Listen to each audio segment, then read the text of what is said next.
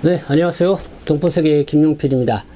오늘은 5월 30일인데요. 이 두 번째 관심 뉴스로 여러분들에게 인사를 드립니다. 실업급여 수급 외국인 1위가 조선족이다. 그렇게 해서 또 언론에 이 관심을 끌고 있습니다. 그래서 이 실업급여와 관련된 소식 여러분들에게 좀 전해드리도록 하겠습니다.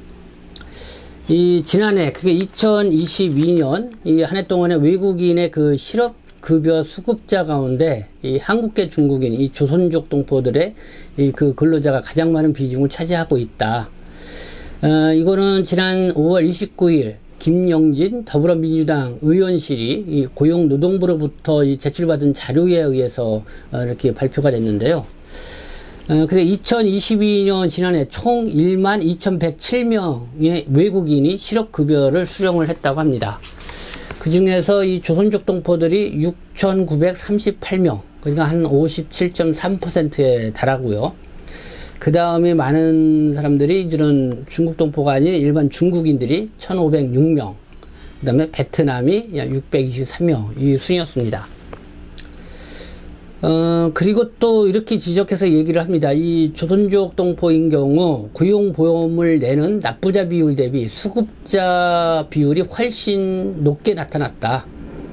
그러니까 지난해 2022년 이 고용보험료를 납부한 전체 외국인 근로자 중에서 이 중국 동포들의 비율이 33.5%였지만은 외국인 수급자 중 조선족 그 비중이 지금 57.3%.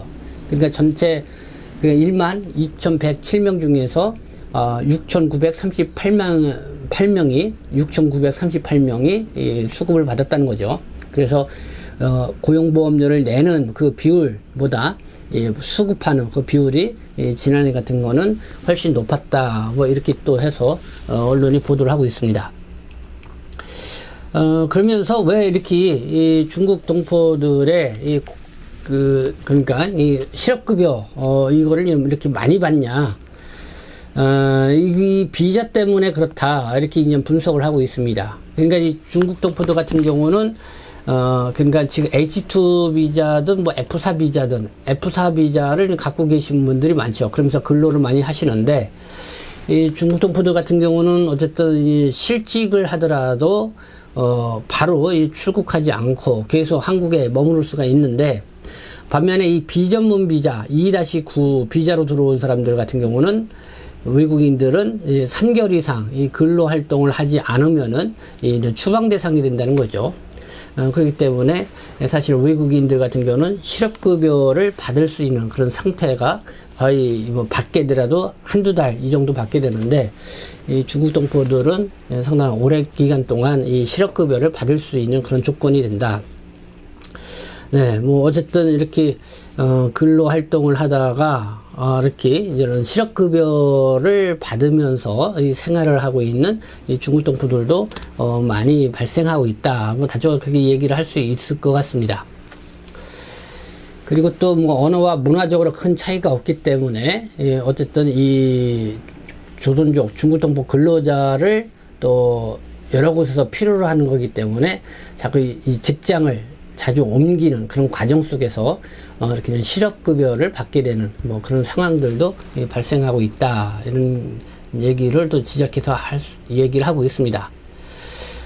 그렇게 하면서 나오는 게 이렇게 이제 외국인들의 실업급여 제도 이거를 이제 개편해야 된다는 목소리가 나오고 있다, 이렇게 언론에서 보도를 하고 있습니다. 네, 이렇게 이제 외국인들의 실업급여 이렇게 수급자들이 많아지다 보니까 외국인의 실업급여 제도를 개편이 시급하다, 이런 목소리가 높아지고 있다는 그런 소식을 여러분에게 전해드립니다. 그러면 한번 외국인이 지출한 연간 실업급여 어느 정도인가 이 상승세인데요.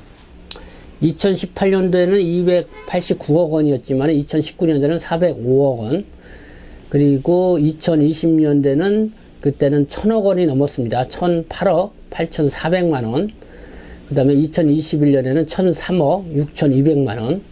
이렇게 지났고, 그렇게 하면서 이 수급자 수도 2018년에는 6,624명이었다가 2019년에는 7,967명, 2020년에는 15,371명이었다가 좀 크게 늘었죠. 그러다가 지난해 12,107명 이렇게 나타나고 있습니다.